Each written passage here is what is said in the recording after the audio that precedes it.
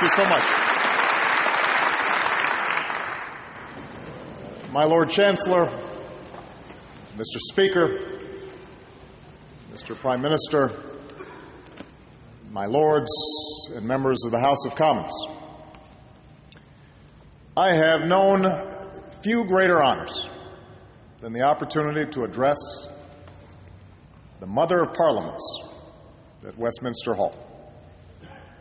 I am told that the last three speakers here have been the Pope, Her Majesty the Queen, and Nelson Mandela, which is either a very high bar or the beginning of a very funny joke.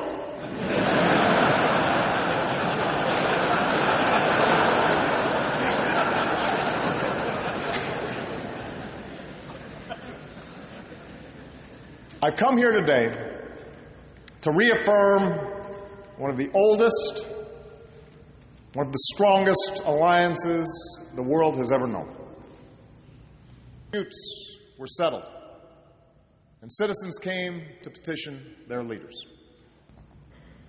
Today, after a difficult decade that began with war and ended in recession, our nations have arrived at a pivotal moment once more. A global economy that once stood on the brink of depression is now stable and recovering. After years of conflict, the United States has removed 100,000 troops from Iraq. The United Kingdom has removed its forces, and our combat mission there has ended. In Afghanistan, we've broken the Taliban's momentum and will soon begin a transition to Afghan lead. And nearly 10 years after 9/11, we have disrupted terrorist networks and dealt al-Qaeda a huge blow by killing its leader, Osama bin Laden. These challenges come at a time when the international order has already been reshaped for a new century. Countries like China, India, and Brazil are growing by leaps and bounds. We should welcome this development, for it has lifted hundreds of millions from poverty around the globe and created new markets and opportunities for our own nations. And yet, as this rapid change has taken place, it's become fashionable in some quarters to question whether the rise of these nations will accompany the decline of American and European influence around the world. Perhaps, the argument goes, these nations represent the future, and the time for our leadership has passed.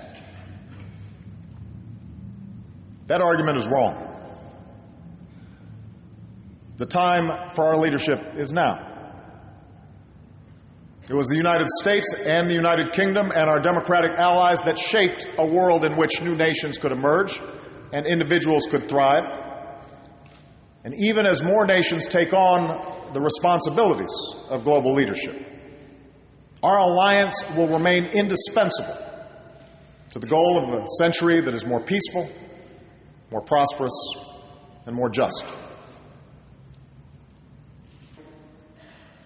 From North Korea to Iran, we've sent a message that those who flaunt their obligations will face consequences, which is why America and the European Union just recently strengthened our sanctions on Iran. And now we must show that we will back up those words with deeds.